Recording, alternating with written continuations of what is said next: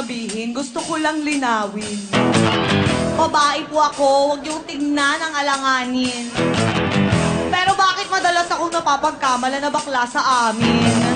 Ibig sabihin ba nun, mas mukha pa silang babae kaysa sa akin? Kulo-kulo, litang-lito, ang buhay ng bakla.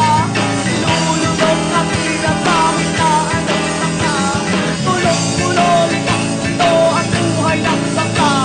Kaya dinadaan ko na lang, dinalakit ko lang. Kapag sumasakay ako sa jeep, wala nang mapaupo. Aba, bakit? Babae lang daw ang pwede. Yung mga lalaki pinapasabi.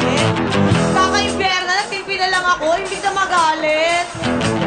Kahit kumandong ako sa inyo, wala akong iniipit. Sa MRT, ubos naman kapag rush hour, siksikan. Yung ibang lalaki, sa akin nakikipag-git-gitan. Akala kasi nila, hindi ako nasasaktan. Mukha daw akong bakla na puro panig lang sa katawan. Kulong-kulong, ito ang buhay ng bakla.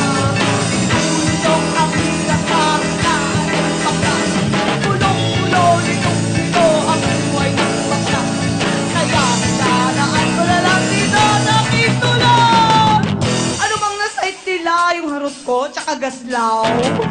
Kaya nagbubuka akong dingga sa inyong mga pananaw. Ino-okra yung mga boylet, lahat sila umaayaw.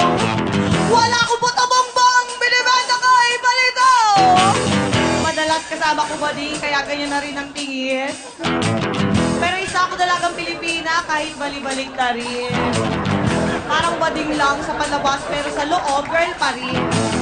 Go judge a book by its cover, subukan niyo muna book natin! Kulong-kulong, litong-lito ang buhay ng bakla. Kalulong ang hirap sa hinaan ng bakla. Kulong-kulong, litong-lito ang buhay ng bakla. Kaya dinadaan ko na lang, dinalangin ko lang! Any takers? Boys? Walang boys dito. Wala nga palang boys. Ay! Grabe! Exciting talaga mga eksena, di ba? At dahil hindi kayo bumibitaw sa amin, meron kaming mga sorpresa para lang sa inyo. Ang gagawin nyo lang, pumunta lang kayo sa aming website